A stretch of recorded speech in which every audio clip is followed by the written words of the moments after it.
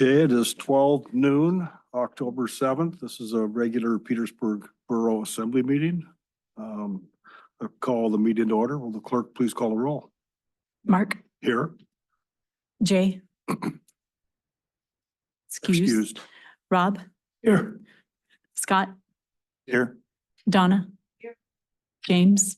Here. Bob. Here. Thank you. Now time to swear in our newly elected assembly member, James Valentine. He'll be given the oath of office. Please raise your right hand. James Valentine, do you solemnly affirm that you will support and defend the Constitution of the United States and the Constitution of the State of Alaska and the ordinances of the Petersburg Borough, and that you will honestly, faithfully, and impartially perform the duties of Assembly Member for the Petersburg Borough, Alaska, to the best of your ability? I do. Thank you. Thank you. Welcome, Mr. Valentine. Thank you. It's now time for our voluntary pledge of allegiance. Pledge allegiance to the flag of the United States of America and to the republic for which it stands, one nation, under God, indivisible, with liberty and justice for all. Okay, next item on the agenda is I'd entertain a motion for approval of the minutes from our September 16th, 2024 assembly meeting. Make a motion to approve the September 16, 2024 Assembly Meeting minutes. Second. Motion been made by member Marsh, seconded by member Lynn. All those in favor of approval of those minutes, say aye. Aye. Aye. None opposed, so we move forward. Next item is, I'd entertain a motion for amendment and approval of the meeting agenda today as presented. Unless there are amendments, of course. Second. Motion been made by member Newman, seconded by member Schwartz. All those in favor say aye. Aye. Move forward. Okay, public hearings. There are no public hearings. There are no bid awards. That brings us to item 8 on today's agenda, and that's persons to be heard on items related to today's agenda. And just come forward, state your name, who you represent, and there's a 5-minute time limit. Hello, my name is Seraphine Walsh. I am a board member of the Petersburg Economic Development Council, and in that capacity, I do voice my support and have been voicing my support for the Skylark 2 project for some time now. This has gone through lots of different code changes and public hearings before both the Assembly and the Planning Commission on many issues, including manufactured homes and planned neighborhood route connecting to Odin Street. I sent the Assembly lots of background research for our newest Assembly member if he wants to catch up. Now we have Petersburg Code 16.12.030, and under this code, the Assembly may authorize land purchases under assessed value where there is a public benefit. With this new code in place, Skylark 2 has come before the Assembly to get again, and I ask that you support it and send it to the Planning Commission for public hearing. I was pleased to see in this most recent Skylark 2 public benefit application that the proposal is not for floating roads, which I had heard Assembly members and department heads expressing concern of in prior hearings. It is not for floating roads, but for a road over utilities down to hard pan. Roadways will be 30 feet wide. This is a quote from the application. Roadways will be 30 feet wide, utilities will be dug to hard pan, and roads will go over utilities. They will be dug down a minimum of 3 feet and include 3 feet of shot rock, then topped and chip sealed. Utility services to all lots will be available at the road. So this time, the question before the Assembly is it in the public benefit for the borough to trade land for roads and utilities when the roads will include utilities dug to hard pan and to every lot? I say yes. I say yes because making good roads with utilities is fundamental to our town creating much needed housing. We have heard again and again that making roads with utilities is not something that the borough can affordably do. But it is something that a local business like Rock and Road can affordably do, but only in partnership with the borough. This project will be truly in the public benefit. The borough paid for a housing survey last year that said we need 316 houses by 2033. The only way we get to that is not by building one house at a time, but by building one neighborhood at a time. With the borough and local business working together, we can affordably develop the housing we desperately need. Thank you. Thank you for your testimony today. Is there anyone else in the room that would like to testify to items on today's agenda? Mr. Swartz?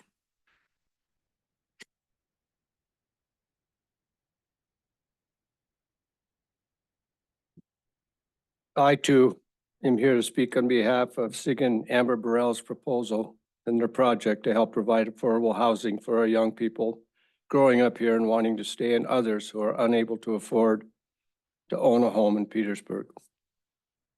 I've heard via several sources, that if the city were to develop lots, they would cost between $80,000 and $100,000. Home prices here have never been higher, as well as building cost. My grandparents bought a house in 1912, and 20 years ago, we sold that house for $150,000. We had it assessed.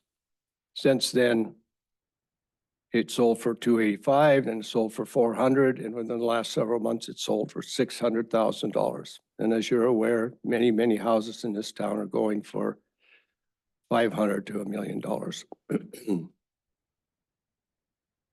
Burrells have offered to develop 30 to 40 lots for sale in the $40,000 range. Young people here have no incentive to stay in Petersburg, as owning a house and property is well out of their range. Burrells have made arrangements with a modular company to supply houses in the low $100,000 range. City has potential to tax these lots and homes, ensuring tax dollars that are not now available. The Burrells' goal is to be able to provide property and home with sewer, water, and power for approximately $250,000. This is a number within a reasonable range for young families to be able to get financing for. And some people would question that, but I did talk to Alaska Housing. They will provide loans for as little as 5% down. And at that rate, 30-year loan would be in the $1,300 mark. Many people are paying more than that for rent right now. I've talked to the city manager on several occasions, and he agrees that we should consider the proposals that they're offering. I know that this won't happen, but I think the city would be further ahead to give them the property if they will, in fact, develop that property at rates that are half what the city would have to pay to develop them. Because you and I are living in comfortable homes, and we can't assume that luxury is available to our young people at this time. And so I strongly would recommend that the council would follow up and do everything they can in their power to allow this couple to go ahead and this company to go ahead to try to provide affordable housing for young people. We're a graying community. We got a bunch of old farts like myself living here, living in homes that we were able to acquire at reasonable rates. And now we have many, many folks coming in from places like California with lots of money, buying and building homes that are becoming vacation homes. So to keep our young people here, let's please do everything we can to provide affordable housing for them. And I think Amber and Sig are doing everything they can to do that. Thank you for your time. Thank you for your testimony today. Is there anyone else in the audience that would like to testify on items that are on today's agenda?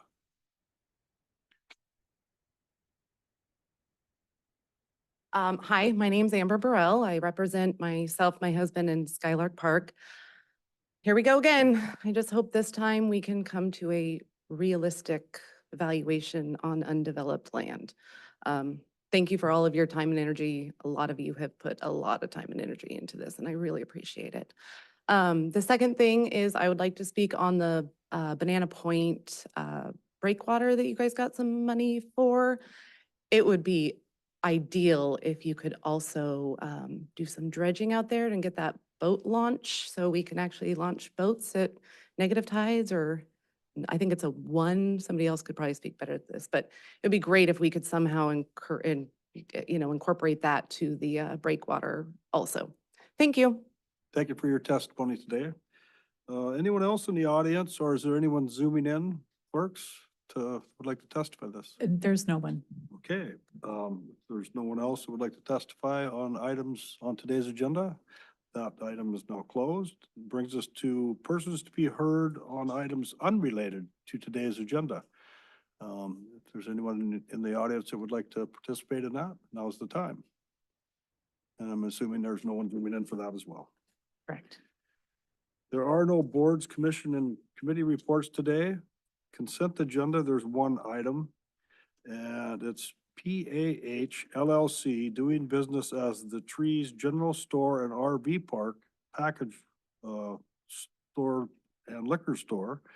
This is the renewal. I'd entertain a motion to approve this item on the consent agenda. So move. Second. Motion been made by Member Lynn, seconded by Member Marsh. Any discussion? Clerk, call the roll. Scott, Yes. James, Yes. Donna, Yes. Mark, Yes. Bob, Yes. Rob. Yes. Thank you. License will be renewed. Now time for Mr. Hofstetter, the CEO of the Petersburg Medical Center, to give a report. Thank you. Good afternoon. Phil Hofstetter, CEO of Petersburg Medical Center.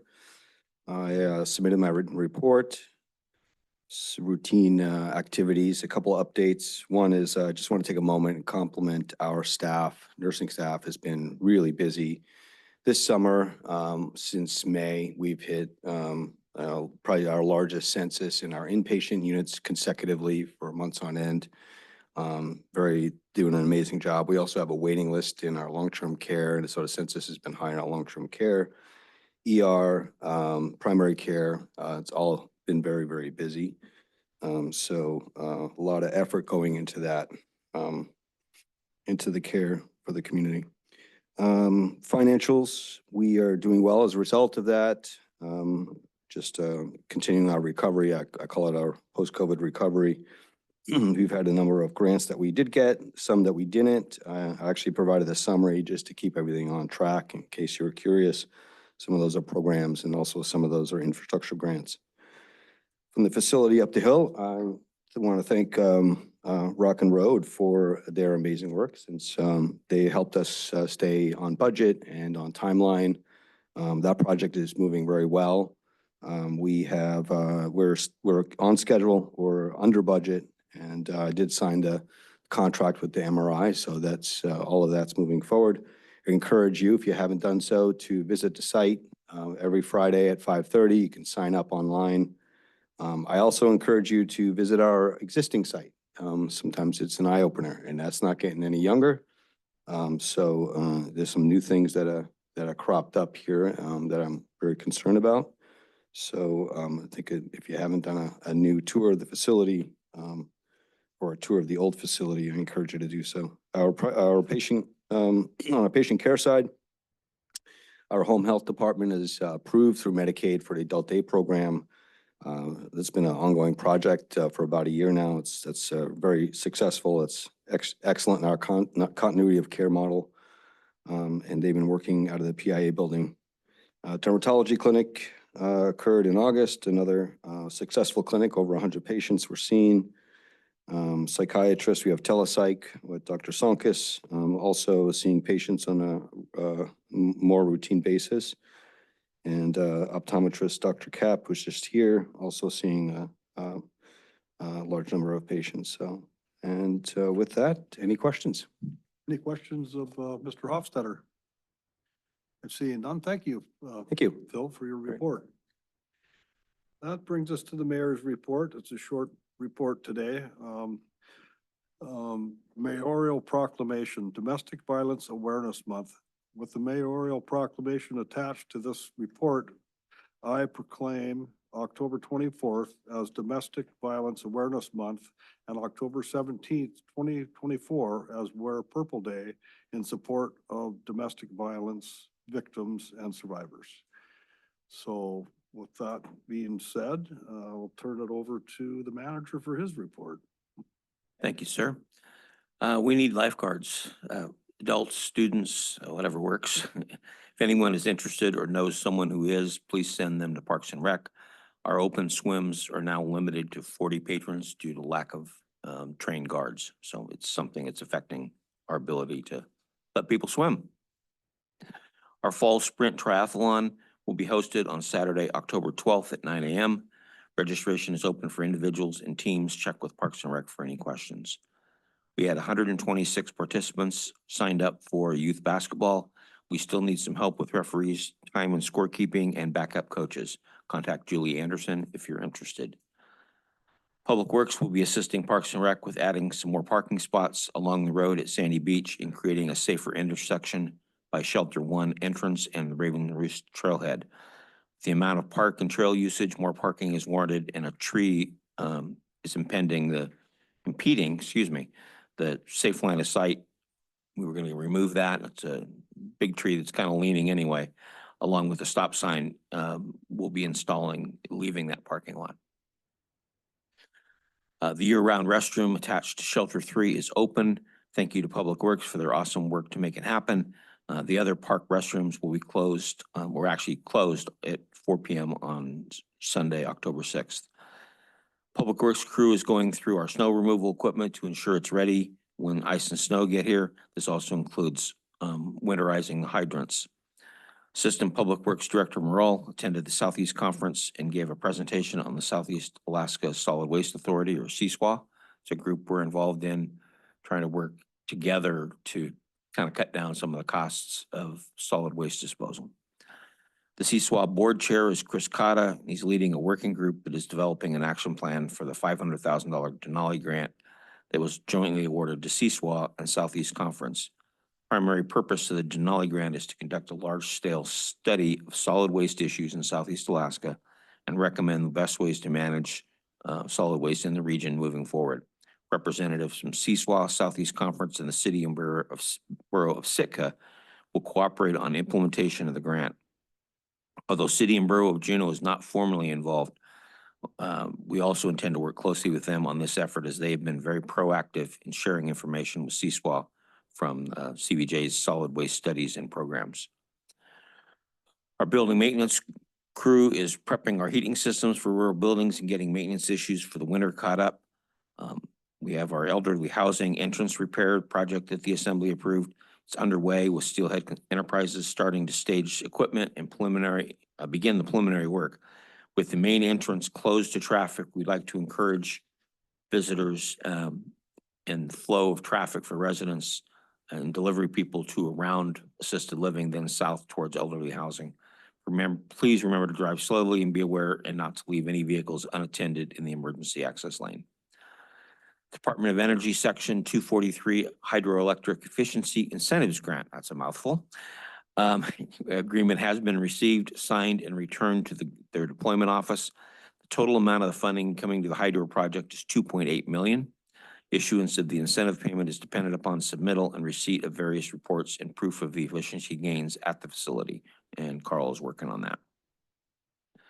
Line crew has been working with the work project subcontractor to install conduits needed for the electrical service to the building. And as we enter the storm season, Power and Light will be trimming trees to avoid any outages caused by errant limbs. Public is encouraged to call Power and Light at 772-4203 to report any trees that are close to the power lines within a right-of-way. Crystal Lake levels are rising after a year of very good power production and the dry month of August.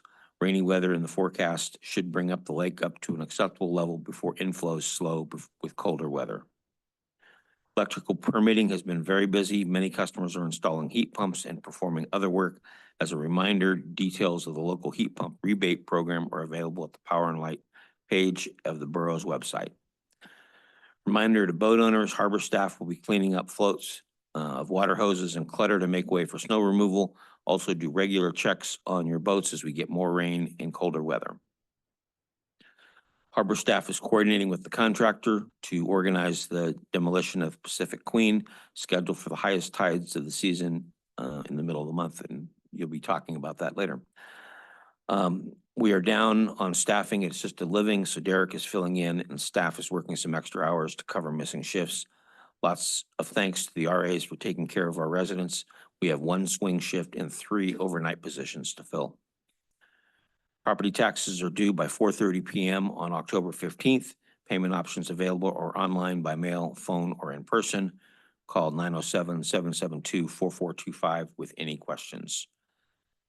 We're getting very close to finalizing a contract with Pliget and Housing for 11 lots in the airport subdivision.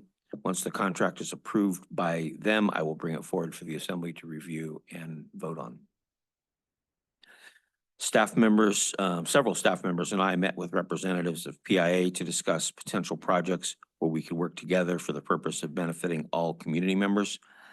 And staff and Mayor Jensen met to discuss the possibilities of working with American Cruise Lines to develop an improved docking situation for them. We are reaching out to them on the possibility of creating some conceptual plans on how this would look, and so the community could see that, as well as the assembly. And that was it, unless there's questions. Lynn? Yeah, thank you. Back to American Cruise Lines. The proposals, would that at all interfere with Coast Guard and the docking, the vessels, et cetera? Through the mayor. In initial conversations, no. That's one of the reasons we wanted the conceptual drawings done. So it's not quite engineering, but it's a little closer to just pie in the sky so that we can actually see how things would look. And we can then show that to people like the Coast Guard and Petro, the assembly, and the public to make sure that this looks like good clearance for everybody that would be involved in that area. Thank you. Just to follow up on that question, remember Len had, one of my concerns is that or I don't know if it's a concern, but I think we definitely need to, it's gonna go to the harbor board after we get the conceptual drawing is what we were thinking would happen. And then I'd like to have public input. I'd like to have some kind of an open house or something where we can get public input on, by a private, the cruise line of a facility in our harbor. I just, that would be my concern. And we'll go over the details when we start moving forward with their proposal. And one thing I forgot to do, my mayor's report, is thank Thomas Fine Walsh for his 3 years of service on the assembly. So, thank you, Steve. If there's no other questions, we'll move on to unfinished business. There is none. New business. First item there is ordinance 2024-17. This is an ordinance amending various sections of chapter 4.28 of the Petersburg Municipal Code entitled Sales Tax to add definitions and rules regarding particular businesses and to specify sales tax exemptions required by law. If adopted in 3 readings, this ordinance will enhance chapter 4.28 by adding needed definitions and rules being used by not listed in code, but not, and by specifying sales tax exemptions required by state and federal law. I'd entertain a motion to adopt this ordinance in its first reading. For a second. Second. It's been made by Member Marsh, seconded by Member Newman. Any discussion? Member Marsh. Thank you. So in a visit with Finance Director Tao, I understand that it's not establishing any new taxes. And please correct me if I'm wrong, Director Tao. But it is just simply clarifying, reading the chapter on sales tax, it's extensive. And it seems like there is nothing, no aspect of business that can be conducted without being charged a sales tax. Very few exemptions, but this spells it out so that when people access the code online, there, wherever they can say, okay, well, this falls into this category. So it's kind of not quite a housekeeping issue, but just defining things. And Director Tao, through the mayor, would it be okay to? Do you have any further explanation you want to I add? think Assemblymember Marsh put it perfectly. It is just a cleanup, clarification, get with the times. We added some digital goods, digital services, things that weren't around 20 years ago that we're talking about. I wanted to list all the most important thing for me in here is to list all of the mandated exemptions for federal and state. We didn't have them all in there and they were kind of spread out. And it also lists, besides the borough, it'll list our subcomponents of the Petersburg Medical Center and the school district.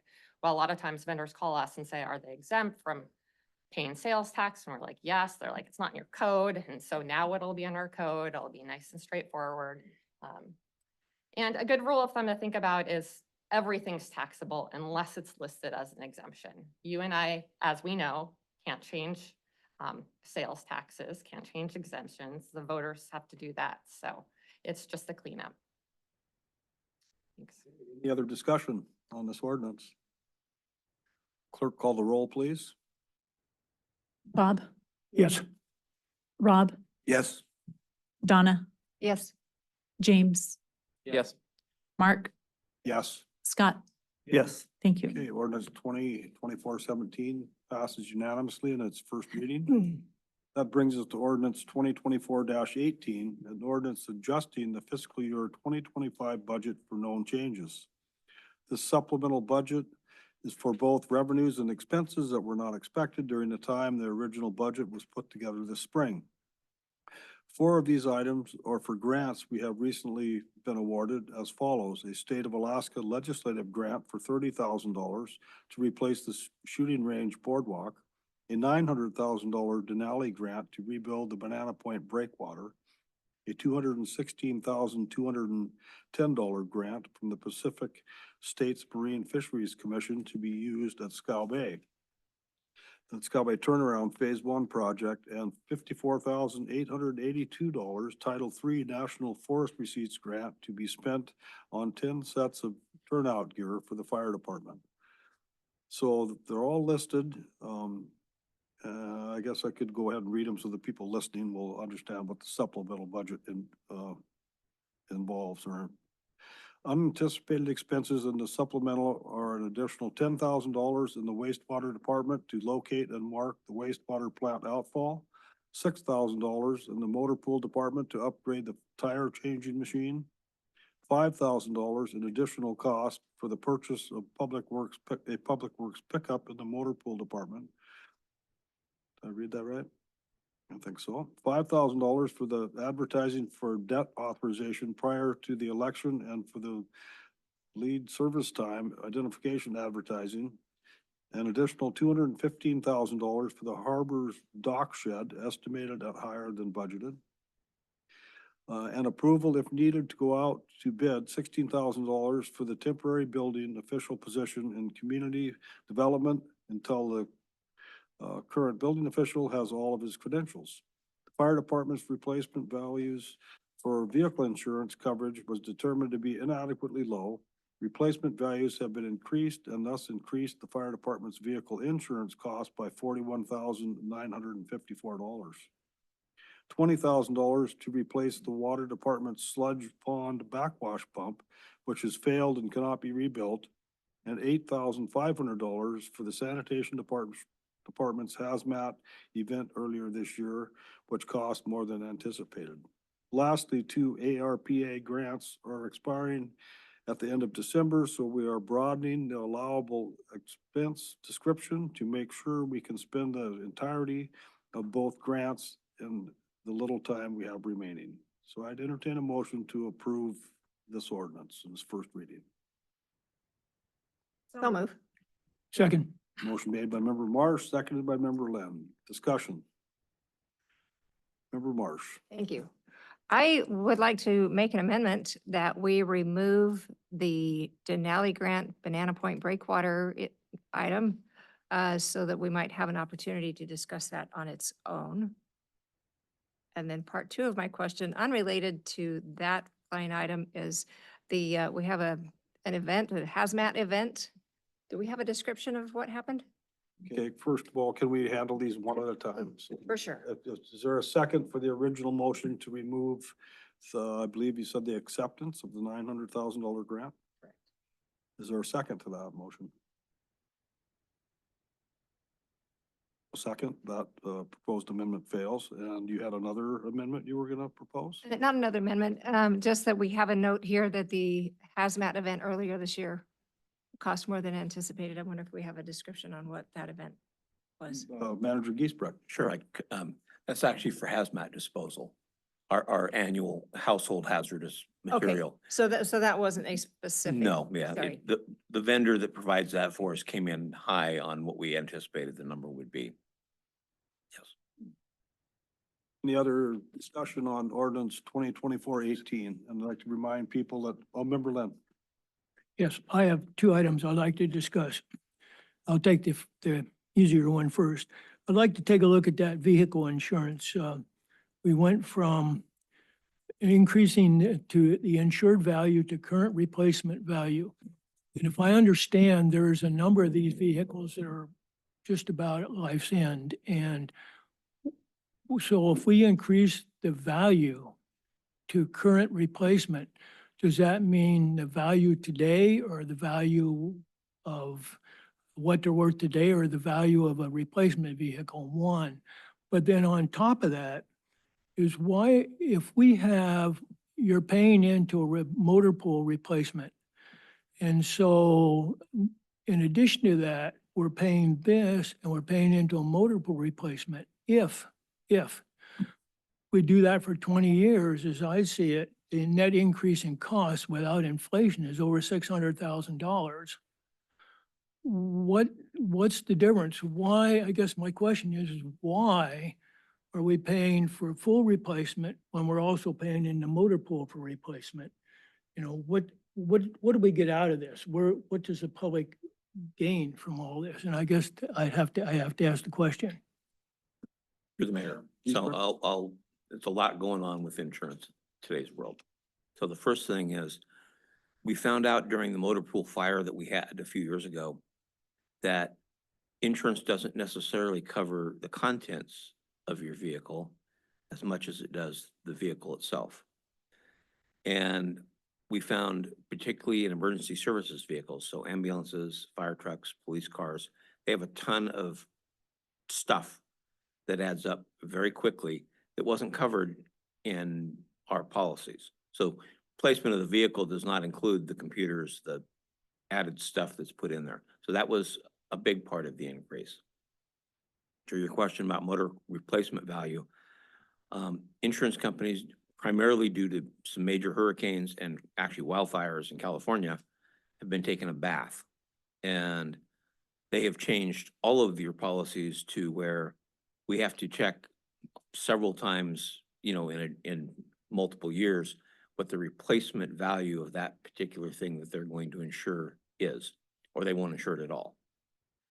So in the old days, we did not have this problem. And it's not the, you know, what the value is on our books, it's the value of what it would cost to replace, so a fire truck, this building.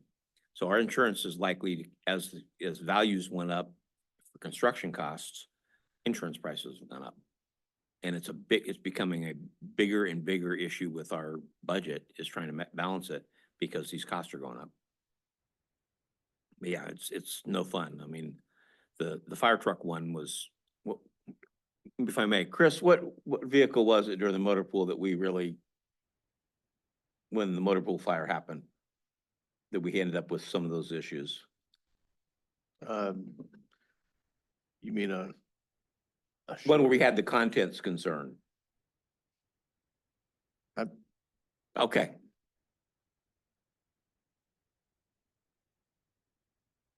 Yeah, I mean we didn't, I don't remember a major issue, but I may be spacing it here, but I mean, we ended up, you know, getting some value on the vehicles that were damaged or destroyed, but it was, you know, depreciated value. And I don't know if that's a problem for the fire department or not. You know, I don't know if part of this number is, you know, full replacement cost.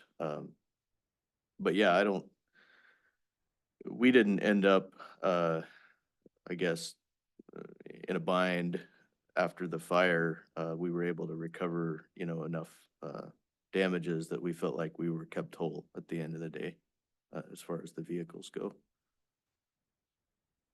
I mean, sorry, I'm having a two-way conversation here. Yeah.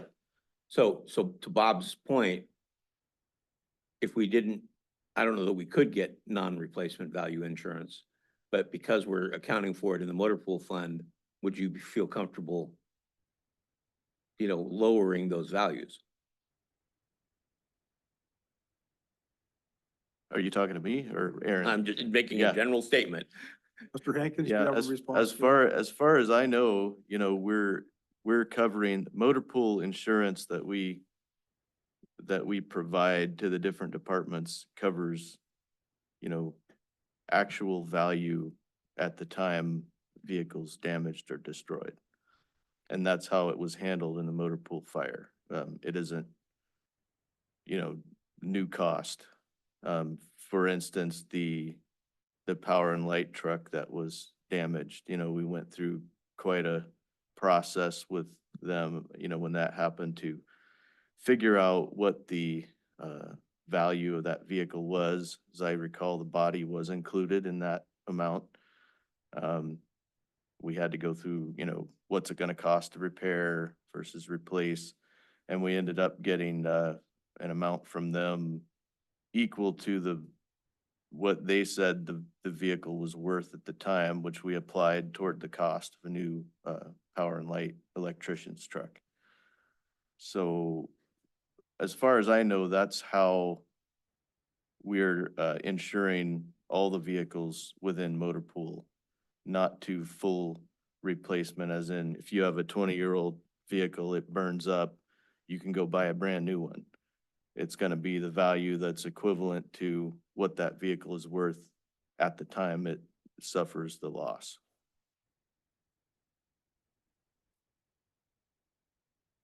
Well, I guess my question would be, why do we have to insure the fire trucks for replacement value? Mr. Happy to Hankins? answer those questions. So I'm going to start with motor pool and a little bit of background there, and then I'll get to the insurance question. So current replacement of value that the motor pool fund saves to is 40% of the value of the fire truck when it's purchased. Now, the initial cost of fire trucks has gone up double and double and double in the past like 10, 12 years. Engine, for example, engines 8 and 4, for example, came in at about 450,000. We bought engine 2, again, without any bells and whistles or anything on it, just the standard things that we need to have. I believe that was about 615 all said and done, somewhere in the neighborhood. Since then, the price of trucks has gone up 20% and then another 20%. And you're still looking at a 2 to 3 year timeline on replacement apparatus. Current rates that we're saving for motor pool, so each truck has its own individual account. Engine 8 was still being saved for at that, $450,000 number. Same with 7, same with 4, same with 5. As example, when we replaced engine 2, my general motor pool budget, the fire department's account, had enough money in it to cover the initial total purchase of that vehicle. But the individual line item for engine 5, now 2, shows as of last year, I don't have this year's numbers off the top of my head, but it showed a $351,000 negative balance on it. So in order to save for that, I need to pay back that 351 back to the motor fund pool before I'm even saving for that truck. So we're already really behind on saving for motor pool for current costs to buy one tomorrow, to buy one tomorrow. The last year's numbers in my account were about 882,000, so I can afford to buy one more fire truck, which was replacing engine 6, and part of the reason I haven't asked for it to be done yet. I've held off.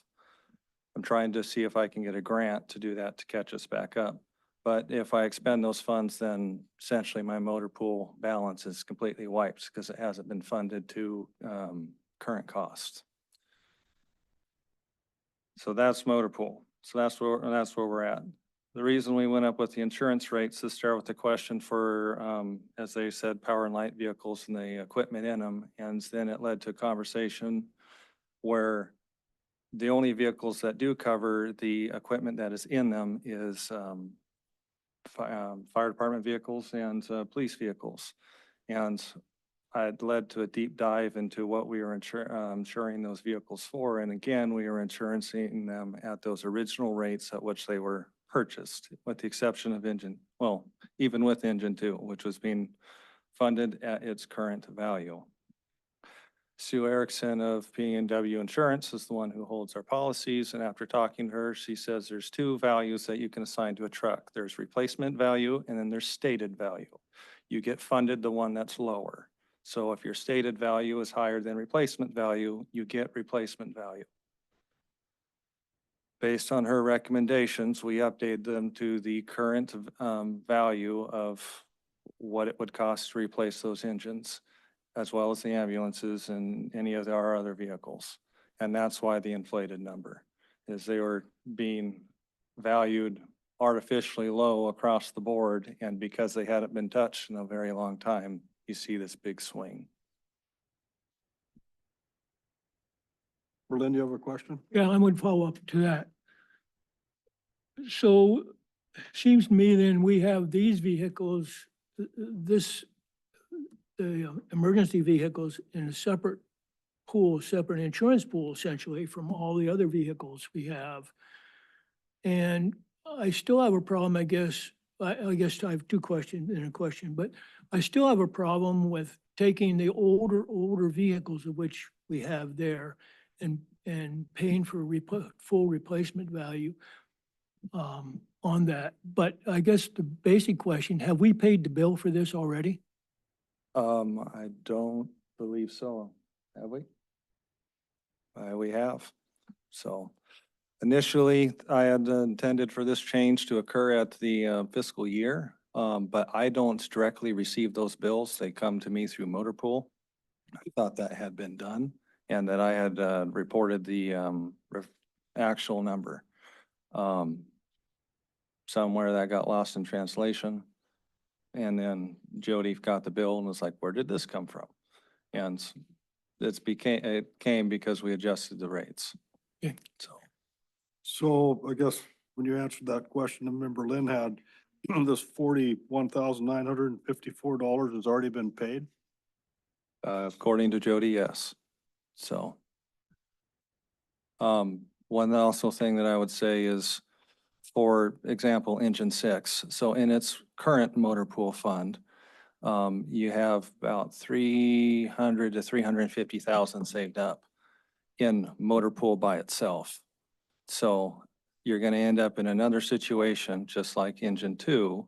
When you buy that, you're still going to be in the hole because according to that vehicle account, you've only, budgeted for, less than 50 or less than 40% of the cost of the vehicle. So, I mean, if for some reason it crashed tomorrow, you're not going to have, those immediate funds in that account anyway. And also, you're not going to replace the 35-year-old truck with another 35-year-old truck. Most likely you would buy a new vehicle or something close to new, which is going to be over the value of that 35-year-old truck. All right. So think about that as well. Any other assembly members have input on this? Seems. I mean, I have a question. Never knew it.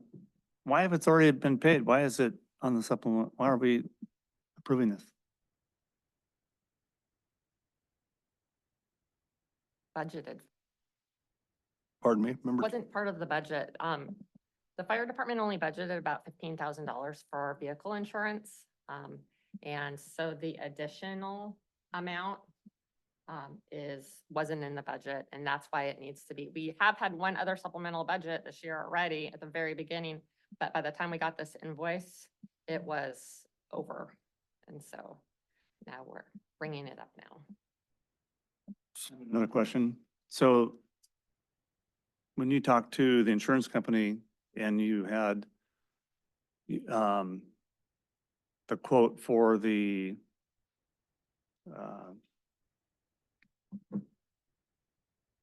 the stated value and the replacement value.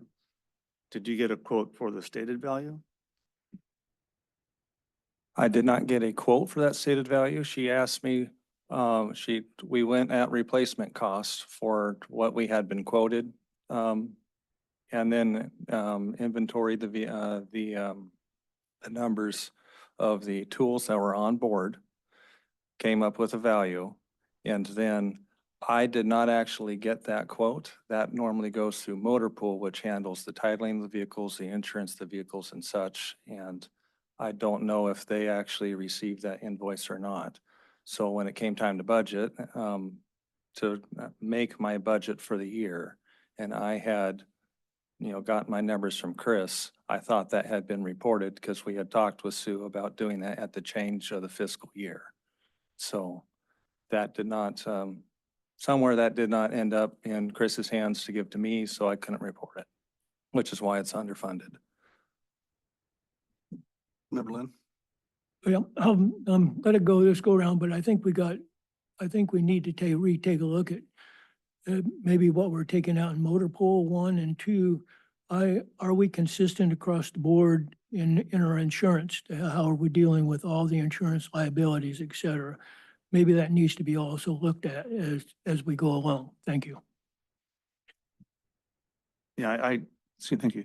I agree with Assembly Member Lynn's comments. I feel like if the values of these vehicles are exponentially increasing, like we need to have a discussion about how we're gonna move forward with it.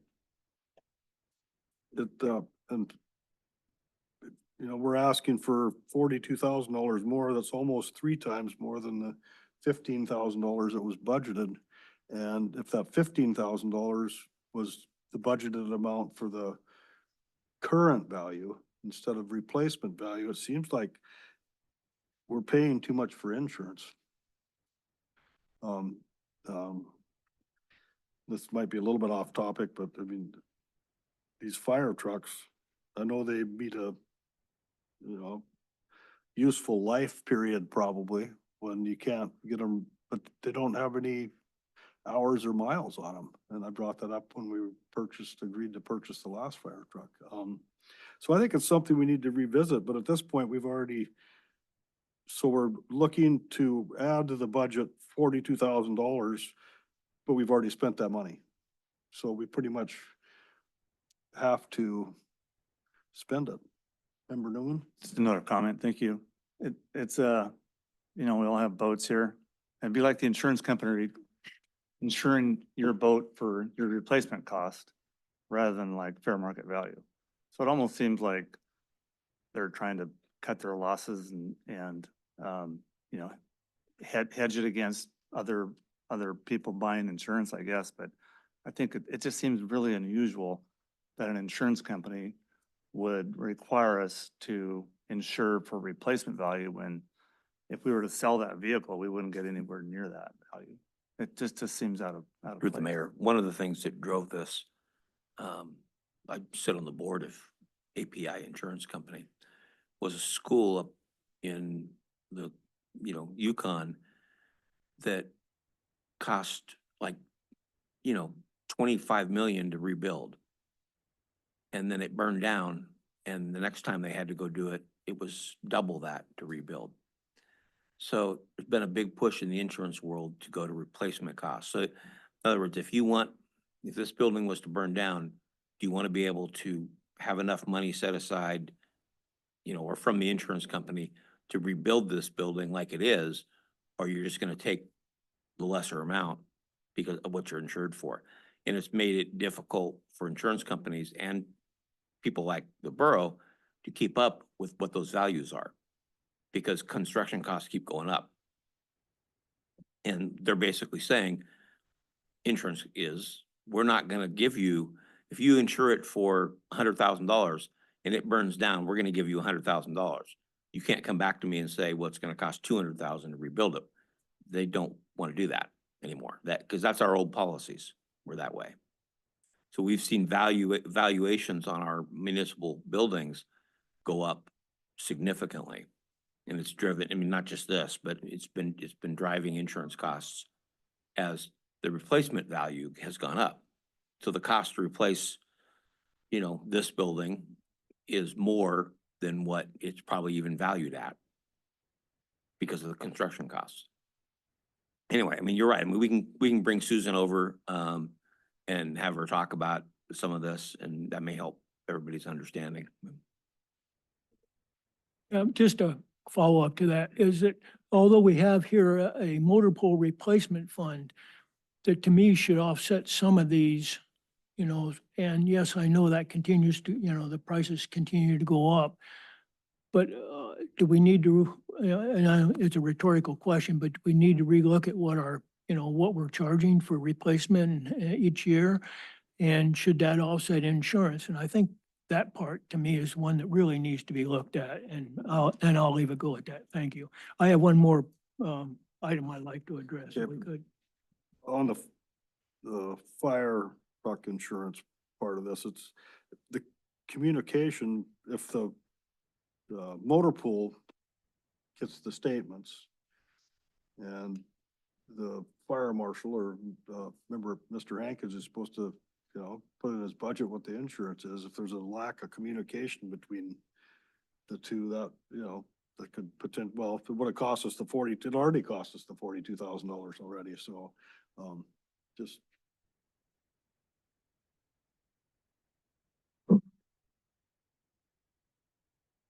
Should we consider going back and get a quote for the stated value? And having them go with that instead of, I mean, they could still change it. Have we already paid for this? It sounds like I asked that question. Believe so. Since we have. But So- again, we can ask Susan to, if she's available for a meeting coming up where she can actually speak to all this. As far as, and we can ask the question of her, has this already been spent? Is there a way to lower the coverage? We'll find out. And just for clarity, I guess, this is the first reading. We have 3 readings. The second reading also Absolutely. involves a public hearing. So even if we approve all this today, it doesn't mean we'll approve it by the end of the 3rd reading. So We can ask that question for her. I'm as just well. asking everybody else if they think that's a good idea. well, try to remember if there was remember Lynn brought this up. Was your motion to remove this or just for No, I clarity? didn't, I make started the with a motion. question, and then it raised more questions. So Yeah. I said I would Have go. those, raise more questions for me as well. Yeah. So, Member Schwartz. Well, it sounds like more than just between the motor pool and Mr. Hankins. It's also the insurance company, motor pool. It's a breakdown in communication and the timing of it, right? So that's all I had. Member Marsh, you haven't spoke to this. Thank you. part of it. On this particular issue, I concur with Member Newman that it would be worth talking to the insurance company because once in a while you do get a refund from the insurance company if you can lower your rates. I think it would behoove us to do this. I think it's very unfortunate that this is where we are, but this is an expensive one. This is, this is where we're at. Yeah. And like I mentioned, we have 2 more readings to amend this if we want to, and maybe after with a discussion from our insurance provider.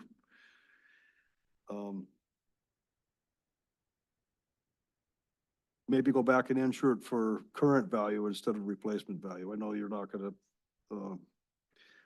replace a truck if We can it ask. gets destroyed. Yep. So, Member Schwartz. It sounds like this is a pretty big deal, but would this be worth a work session at some point in time to get more information?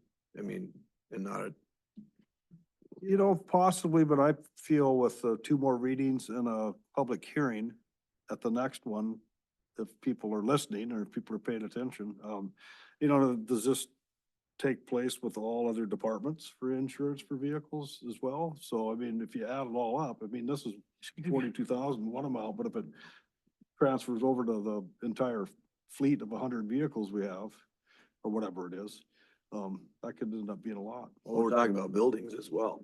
municipal, you brought up the buildings. Um, you know, I don't know if the work session would be the proper way, but administration could look Well, into it. so potentially. let's But get- you have looked into it. You- We've looked at it pretty thorough. Anyway, let's get Susan Erickson. She's our broker and she's our primary contact with our insurance carrier, which is API, who, by the way, is in the process of merging with AML JIA. So there's only going to be one pool insurance in the state of Alaska. Anyway, that being said, we'll ask Susan. She does a better job explaining it than all of us when it comes to what is happening in the insurance world, particularly on commercial vehicles. It's, you know, and it applies to our buildings. I mean, over and over again, we're hearing, I mean, we've had appraisers or their version of an appraisers come through and look at our buildings. I think both over the last 2 years, both years, where we've seen valuations go up on our buildings. So, yeah, it's a bigger issue than just vehicles. Okay, Member Newman. I just, my final thought on this is just, my rationale is it seems like a lot of money in insurance. And if these vehicles are, you know, becoming more and more expensive, maybe we could save some in insurance and then in a certain degree, if we lose a vehicle, we're gonna be out, but we're kind of self-insuring in the hopes that nothing happens to these vehicles. I don't know.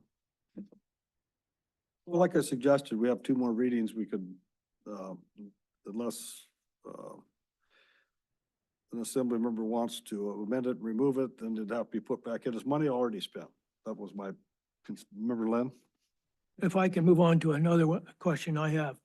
Let's go to the dock shed project. We originally scheduled $85,000 for it. We're asking for a $215,000 increase. I have a couple questions here. Is one, why the significant increase? And because from 85 to 215 is about 3 times the amount. But the other part of that is that, and I assume this is harbor funds, we have also on the docket to take a boat out of the harbor with a significant amount of money. I don't see harbor rates going up.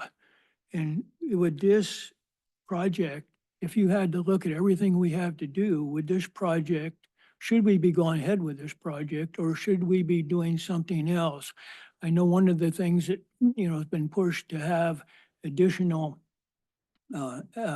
place to do maintenance and so forth and dry maintenance, which was looked at a number of times. Is that more important? And I guess those 2 questions I'd like to see addressed. Thanks.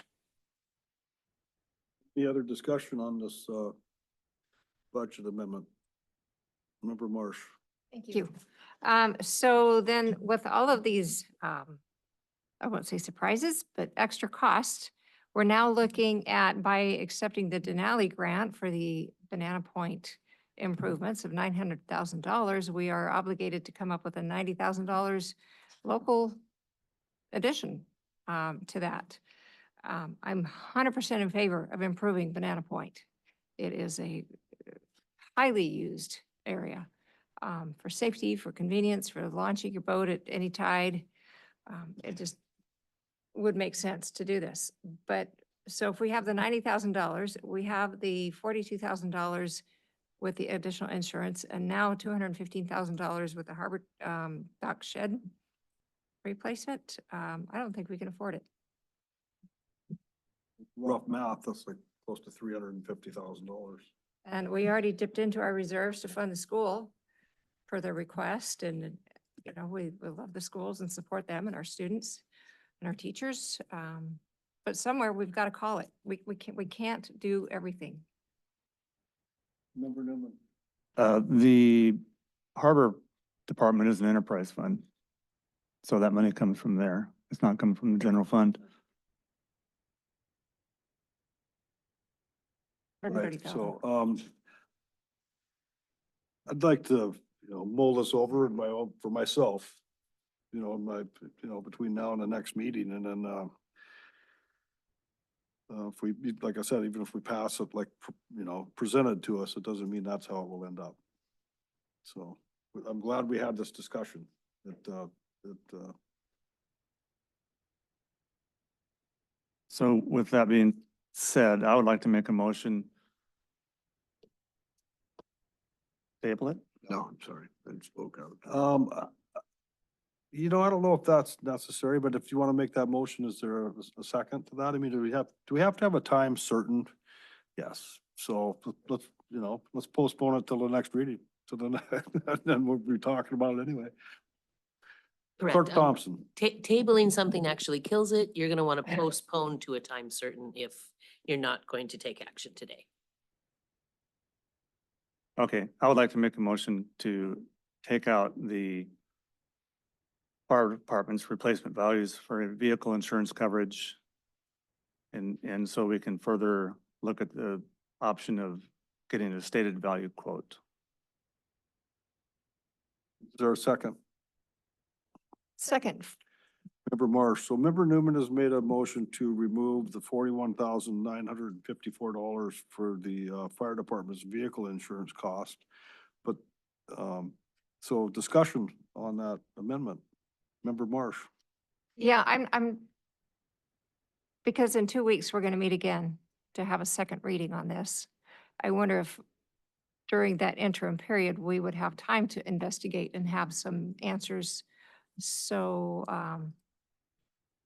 I don't know if I want to postpone till such a time because we'll have a second reading anyway. I think it'd be more confusing. This is just my opinion on this proposed amendment to remove that amount of money, to remove it and then try to add it now. It's money we've already spent. I am correct on that, right? Yeah, so we could leave it in and we have 4 more weeks, 2 more meetings. Unless you're uncomfortable with that. That's my opinion on the proposed amendment. So any other input on the proposed amendment to remove the $41,954 from this supplemental budget? So we could leave it in and still move forward and get the stated quote and move forward with that option. Right, like the manager suggested, we have our insurance provider representative, Correct. yeah, come and So I talk could to us, yeah. take away my motion then to. Well, we could vote on Or it since vote it's on on the floor. So, clerk, please call the roll on the proposed amendment to remove the, sure, member. So, Member Valentine. going from you, Mr. Newman, I'm kind of, if we leave it, we can still investigate, and then if we were to get like the different value and we get money back, then it would come in, and then that's where the next 2 readings would come, right? So we could still investigate it without postponing it, right? And that's how I'm thinking about that too. Yeah, okay, I just wanted to say it out loud and clarified it. Okay. Okay, any more input on the amendment to remove the $42,000 roughly for the fire department's insurance for the vehicles? Clerk, call the roll. Bob, No. Mark, No. Scott, No. Donna, No, Rob, No. James. No. Thank you. Okay, if there are no other proposed amendments to this ordinance, I'll entertain a motion, or clerk, please call the roll on the motion, the main motion to adopt ordinance 2024-18. Mark, Yes. Donna, no, James, Yes. Rob, Yes. Bob, Yes. Scott. Yes. Thank you. Okay, ordinance 2024-18 passes with a 5-1 vote with member Marsh opposed.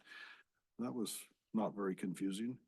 And then item C, resolution 2024-12, a resolution accepting $900,000 in grant funding from the Denali Commission for replacement of the breakwater at Banana Point.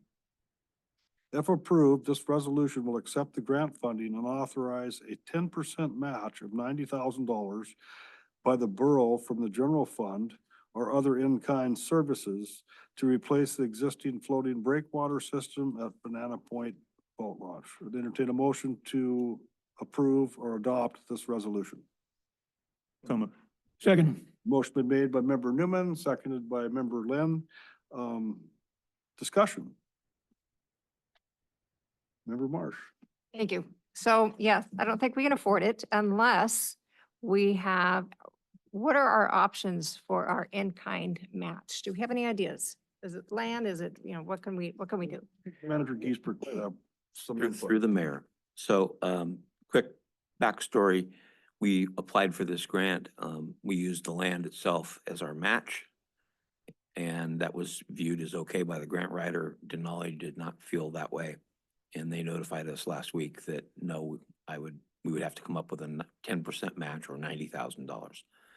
That match can be in-kind services, so like the time that Jody and I and Chris and Aaron spend on it, so our salaries and benefit load can count towards that match, and we started keeping track of that.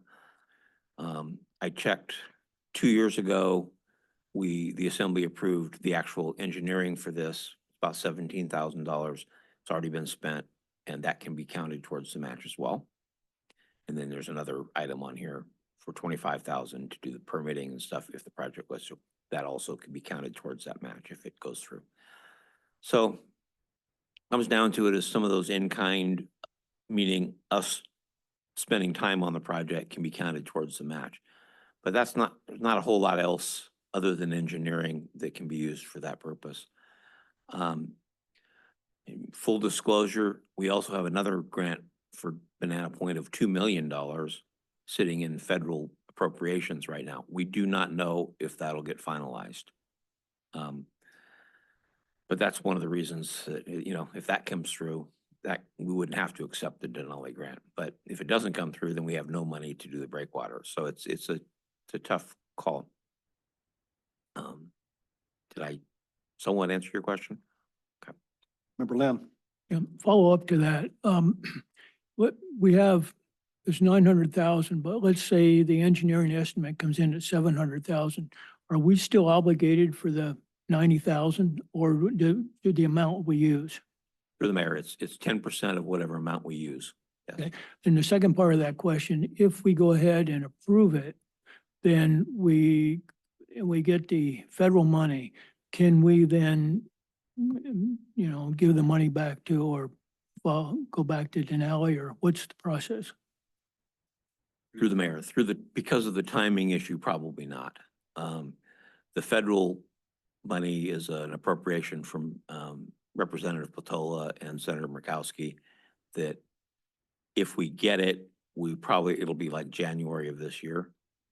At that point in time, we could use it for other things at Banana Point, like the restrooms, the ramp itself, a boarding float we've talked about. But it'd probably be pretty difficult at that point to turn the Denali grant down because we're already in the process of potentially accepting money from them. I'm waiting to fill out the final paperwork for them to send us a check at the outcome of this meeting. Thank you. Member Sports. So to Ms. Burrell's point, this is gonna be specifically for the breakwater. Okay. So through the mayor, correct. So the 900,000, the grant was for the breakwater, and the 2 million included anything, could be spent on anything at Banana Point, but specific to Banana Point, it can't be used anywhere else. Getting a lot of input about that from Breakaway Adventures and different people that use it, because having to get people out to that point for pickup, the whole extension out there would be very helpful and as time goes on. Okay. It's a good project. Everybody liked it. It's just we're a little worried about how do we balance our budget next year. And so, plus when I brought this in front of the assembly the first time, there was no talk of a 10% match. So I needed to bring it back. So during this discussion to apply for this $900,000 grant we got from Denali Commission, has there been any communication with the Borough of Wrangell, since they use this facility a lot too, about maybe helping us on a match if we got a grant? Or I'm sure their budget isn't in the same situation of ours, probably maybe worse in the black, but. I hinted at it, Correct. didn't get any bites, so to speak. Just curious. The school, not with Robin, our new superintendent, but I had asked the school at one point could they contribute? And the answer was no. Asked the state of Alaska, who owns the facility, by the way. And their argument was they'd give us permission to do it only if we understood they would not give us any money. So we're on our own. I mean, at this point, it is what it feels like. So just if we vote not to accept this grant, it's a done deal. Unless we reapply. Yes, sir. If the assembly says no, I will let Denali know that we are turning the grant down. That if we get the 2 million, we can spend it as the assembly wishes at that point on Banana Point. But Denali would be told no. Yeah. So you explained to us earlier about the in-kind, the work that the staff has done on it. I mean, do you have a rough figure what that would come up to? Is it like 10,000? Not a lot yet. I mean, we're talking 20 or 30 hours, 40 hours. I'm guessing at this point. I mean, probably if you take into account the 17,000 that was spent a couple of years ago and the 25,000 that's on here for, but that has to come out of the same fund. We're really looking at somewhere around, 78,000. You take out maybe another 10,000 in labor that we're putting time into. That's cash out of hand. I mean, that's what we're looking at. 60, 70,000, something like that. That has to come out of the general fund to fund this. Go. If we needed to use some other cash of ours, we would use the property development fund. We would not use our general fund and taxes. Property development fund is for improvements of land. And the way we generate money into that fund is by selling land. So it's a nice use of those funds. Do you happen to know the current balance in the? About 400,000. Oh. It'd be a shame to turn this money down, in my opinion, because that facility is in dire need of repair, and it is used more than people realize, I think. And hopefully, if we approve this and we move forward with the breakwater, we'll get the $2 million from the federal appropriation that's waiting or sitting there waiting to be voted on. And we could actually put a float there you could stand on when you want to tie up your boat to launch, pick your boat up. So If it helps, that was the original plan. The 2 million, when we got told about that, was a boarding float, do some work on the ramp if needed, the bathrooms, and grading the road. dredging. Member Newman.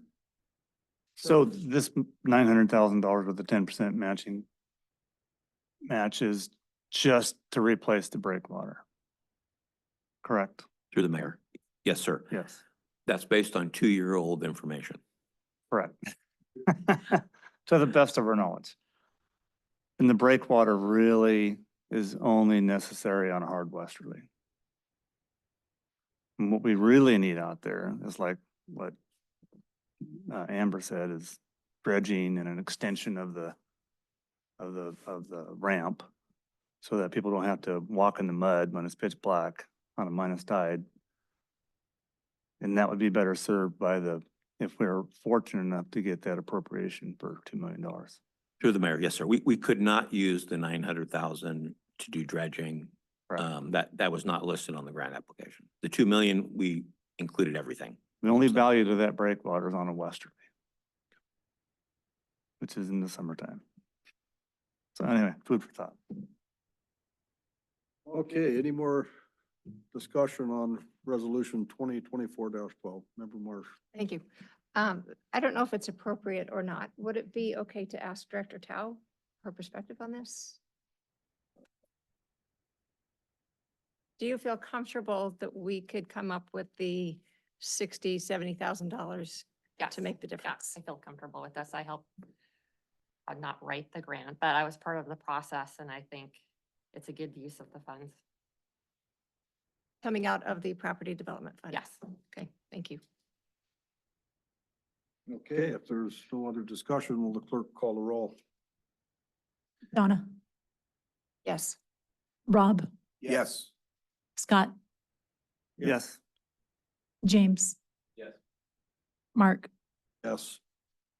Bob. Yes. Thank you. Resolution 2024-12 passes unanimously with a 6-0 vote. That brings us to resolution 2024-13, a resolution approving award for removal, demolition, and disposal of a derelict vessel, the FV Pacific Queen, from the Petersburg Harbor for the amount not to exceed $83,200.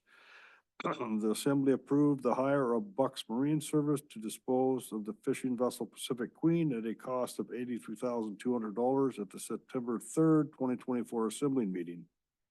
Borough Code 4.04.040A states that purchases of $75,000 or more, but less than $150,000 may be accepted from competitive bid by a resolution of the assembly.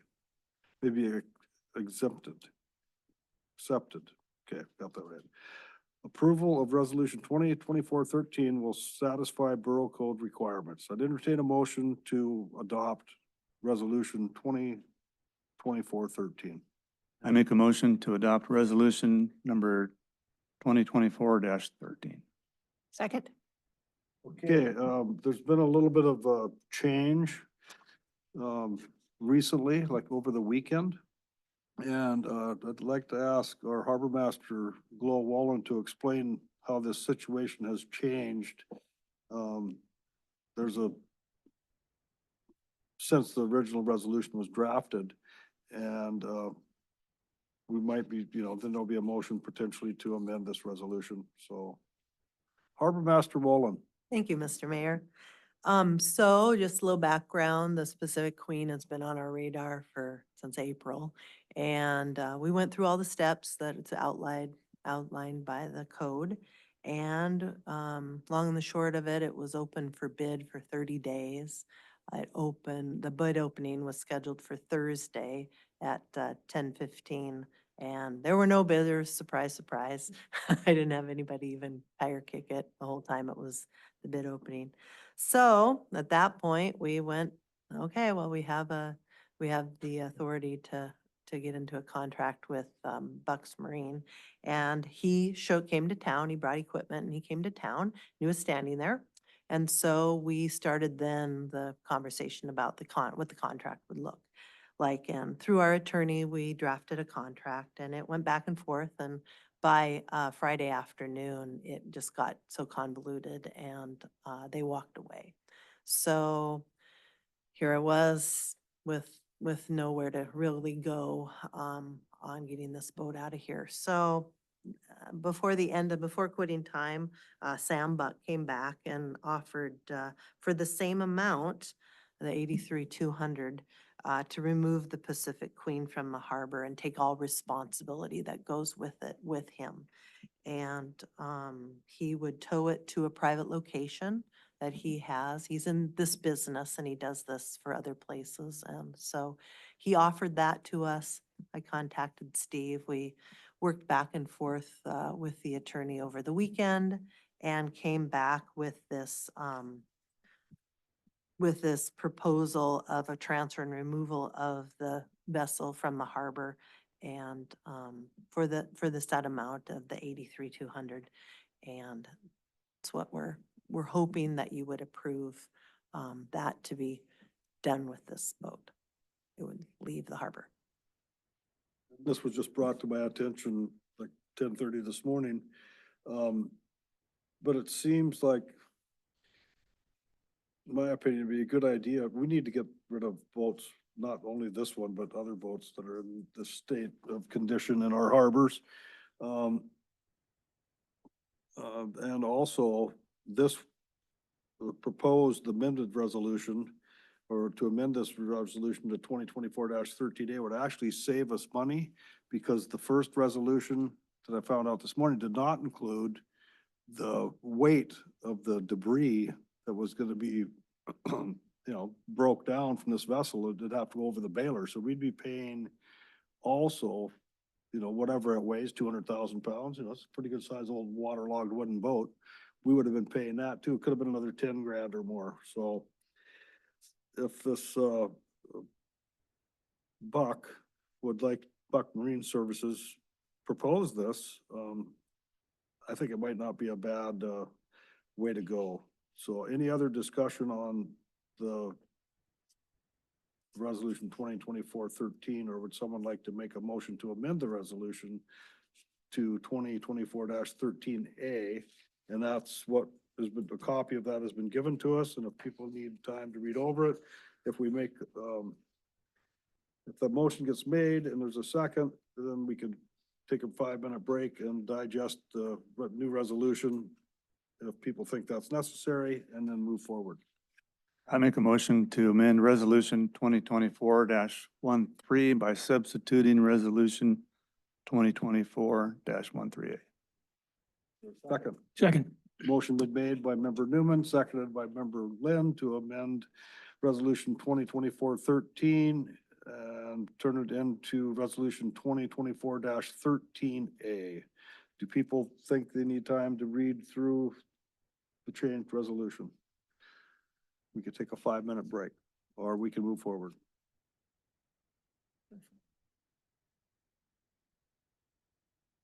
Okay, we have a motion and a second. Discussion. Member Marsh. I like to save money. And I am, so it sounds like this is the best way to save money. So that in the event with another deluge headed our way, say this weekend, we get dumped on and this boat just can't handle the water that's coming down on it, it goes under. The repercussions of that are much more expensive than if we contract with this company, get it out of here and be done with it. That's what I'm understanding. Okay, that makes sense. I agree with that. Comments by member Marsh, and I think that this is the best way to move forward while minimizing our liability. Any other discussion on the amendment? Okay, clerk, call the roll. James, Yes. Scott, Yes. Bob, Yes. Rob, Yes. Donna, Yes. Mark. Yes. Thank you. Okay, resolution 2024-13A passes unanimously. Farewell Pacific Queen. Item E, proposed OSHA emergency response standard rule letter of concern. Mayor Jensen, we need to vote on the original motion, the main motion. Okay, with that being said, that was just the amendment. We need to vote on the main motion as amended. Which doesn't. Clerk Thompson, explain it to me. Yes, we can call the roll on the main motion, which is as substituted. When you completely substitute the resolution, it changes the main motion to accept the substituted resolution per Robert's rules.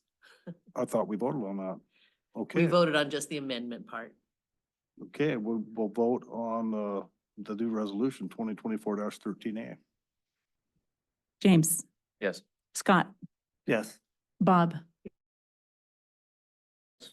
Donna, Yes. Mark. Yes. Thank you. Okay. Thanks for clarifying that for me. We wouldn't have taken much action there, huh?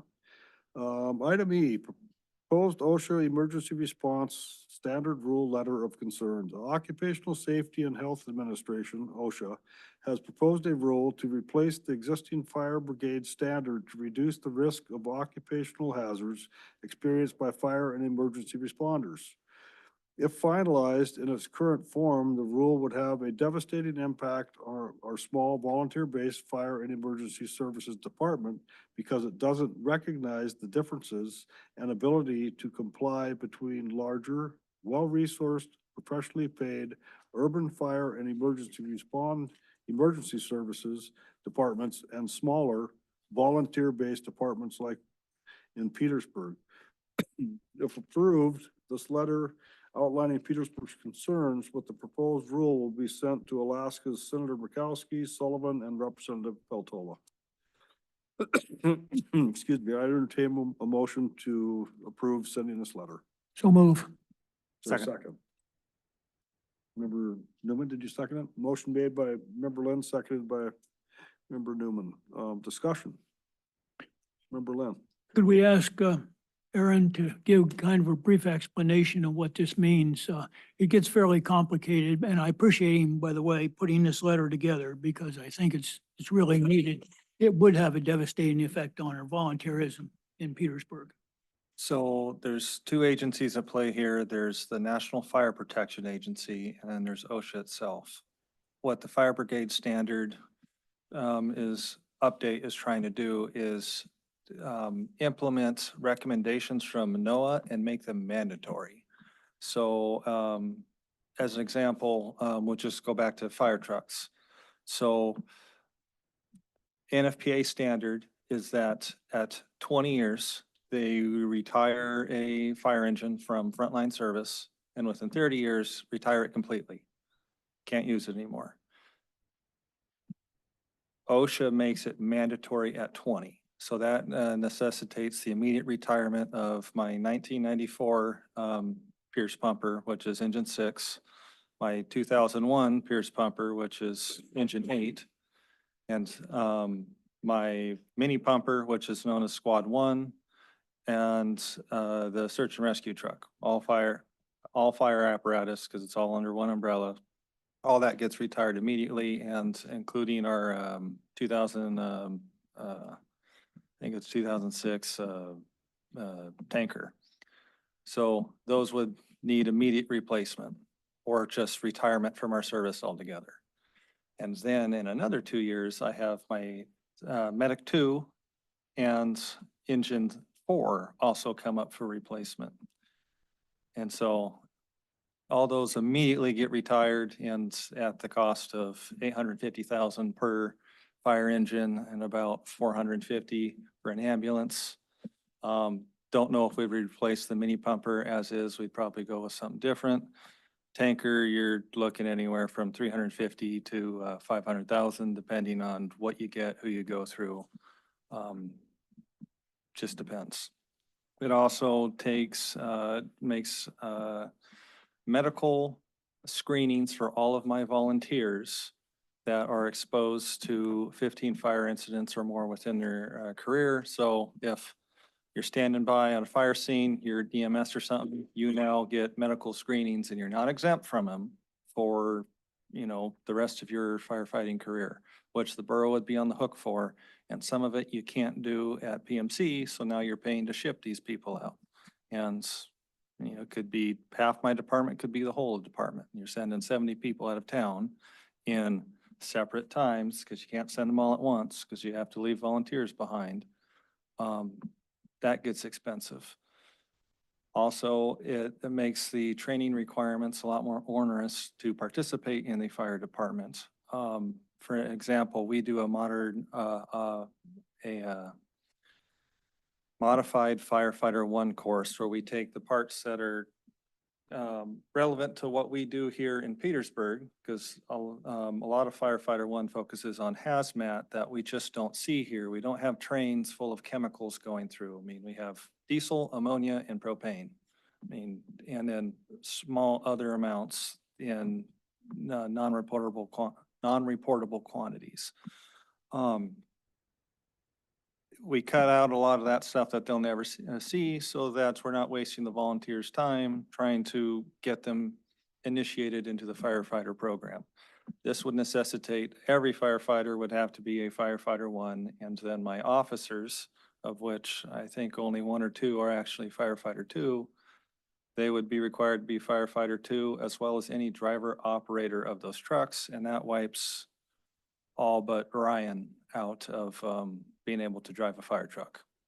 So you have 1 operator anymore and a bunch of other onerous requirements. I'd have to replace my turnout gear at a mandatory 10 years instead of looking at its actual use and seeing if, okay, have we actually used it at all? No, it's sat on a rack, because the person that's it was made for, all that stuff's custom. You get fitted for your fire gear. If I had someone in the department for 3 years that got new gear and then they moved away, died, passed, retired. And then no one else came along that fit that gear and it just sat on a shelf. I could not reuse that gear. The next person that comes along gets brand new gear automatically. If we don't have gear that already fits them and that is younger than 10 years of age, of which most of my surplus gear is not. The brown gear that you see the firefighters using as an example, that's from 1998. So lots of fun things like that.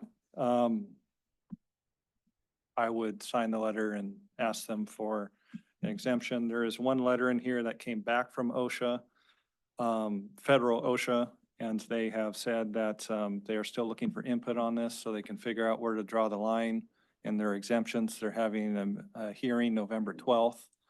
Our borough lobbyist is involved in this, as well as this is a national-wide problem, not just for the state of Alaska or for Petersburg. So, yeah, I've included many other letters from agencies that we've been in contact with, including the head of enforcement for Alaska for OSHA. They included a letter in opposition to this as well. So this is just Petersburg's voice in this matter. Any other discussion on this proposed response letter? Clerk, call the roll. Bob, Yes. Mark, Yes. Scott, Yes. Donna, Yes. Rob, Yes. James. Yes. Thank you. Okay, we'll be sending off a letter. Item F under new business, Banana Point Breakwater Replacement Permitting and Engineering Services Proposal. Orion Associates Incorporated has submitted a proposal for permitting and engineering services for bid-ready documents for the Banana Point Breakwater Replacement Project for a total cost of $25,000. If approved, this expense could be used towards the borough's 10% match up to the $900,000 grant funds received from the Denali Commission for the project. I'd entertain a motion to approve this permitting. So move. Second. Second. Motion been made by member Marsh, seconded by member Newman. Discussion. Call the roll. Mark, Yes. Rob, Yes. Scott, Yes. Donna, James, Yes. Bob. Yes. Thank you. Fine, coming our way. Item G, Skylark Park LLC land purchase application for a public benefit purpose. Skylark Park LLC has filed to purchase borough property to be used for a public benefit purpose per municipal code section 16.12.030. The assembly is requested to determine whether or not the application shall move forward in the process and be referred to the planning commission for a public hearing and recommendation. If the assembly refers the application to the planning commission, the borough clerk per code shall order an appraisal of the subject property, the cost of which shall be paid by the applicant, Skylark Park LLC. I'd entertain a motion to approve this land purchase application and for it to move forward. So move. Second. Discussion. Yeah, I'm in favor of this, and I know, the application was sent to us on 6/28/24, so it's been a long time since we got around to it, maybe because people weren't available, but I think it's a good thing for the borough, and I have one question. If this moves forward and we get a recommendation from planning and zoning, do we have to come back and give the manager permission to negotiate with Skylark LLC?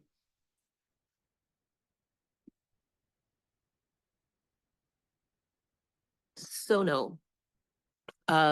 The manager has to write a report based upon the report that he gets from the planning commission and other things mentioned in code, and he brings that before you. And at that point, you do decide how it will move forward, if it's going to move forward, whether it would be public auction or direct sale, and it's all figured out at that point, after a bunch of information is gathered for you. And the value that is put on the land or that we Yes, Walk us up you'll on know that what the floor. appraised value is, what the assessed value is, and you'll have a recommendation from the manager as to how to move Okay. forward. Just ask that for clarification. Member, Lem, Thank you. When it comes back to us, is it possible to look at, we have several others, you know, Tlingit Haida and some other proposals that that are in the mill. And whatever we do, I think they need to be equal. If we're gonna make a decision on one, the other needs to be equal in terms of values, et cetera. But also, I think when it comes back to us, since the manager has that authority to do the negotiations, it also needs to have, I think, some provisions that, I like what I've read so far. But, you know, when you look at, okay, we're gonna do it down to hard pan, shouldn't that be an outside person that, some other person that looks at that rather than just a contractor themselves? And I know we've dealt with some of these issues on the other proposal that we're working on. And so I think whatever we do, I think they have to be comparable. And with that, and I'm not asking for answers right now. I just think when it comes back, I'd ask those questions and I'd hope that we could be answering them. Thanks. Member Marsh. So the question at hand, if I understand it correctly, is whether or not this application should move forward. That's all that's on the table today. Correct. Okay. So, yes, to me, it makes good sense to send it on its way. Any, more input on this? Member or Manager Giesbrecht? I just may interject. The next step in this process after P and Z is not really a negotiation with Amber. It's me doing a report for the assembly to do. And, you know, I'll come up with a sales contract and, you know, everything associated with what the ordinance is requiring. And I have questions for Amber, but I'm not authorized to negotiate with her. That's up to the assembly. You come back with a proposal after the planning commission, Basically, yes, right? And then, okay. bunch of information. And I like the letter that came with us and, you know, but no, isn't Borough Code, new road subdivision are supposed to be excavated to hard pan? Well, the utilities in a 30-foot road, their proposal is to excavate those to hard pan and then, you know, excavate a little bit of the surface and fill it with rock. I mean, by the time you dig down and however deep the muskeg is, 20 feet, you're gonna pretty much have a very solid roadbed. Mr. Mayor, what Skylark is presenting here is very close, if not identical to what we're proposing for Tlingit and Haida up at the airport subdivision. So yeah, I expect my side of it to go fairly quickly. But anyway. Perfect. So if there's no other input, will the clerk call the roll? Scott, Yes. Bob, Yes. Mark, Yes. Rob, Yes. James, Yes. Donna. Yes. Thank you. Okay, the land purchase application for Skylark Park LLC passes unanimously with a 6-0 vote. Communications, we have communications listed on our website. We don't make a habit of reading the correspondences, so if they're there for your viewing if you'd like to see them. Assembly discussion items, any assembly member comments? Seeing none, are there any recognitions? Seeing none, I'd entertain a motion to adjourn. I'll move. Second. All those in favor say aye. Aye. Aye.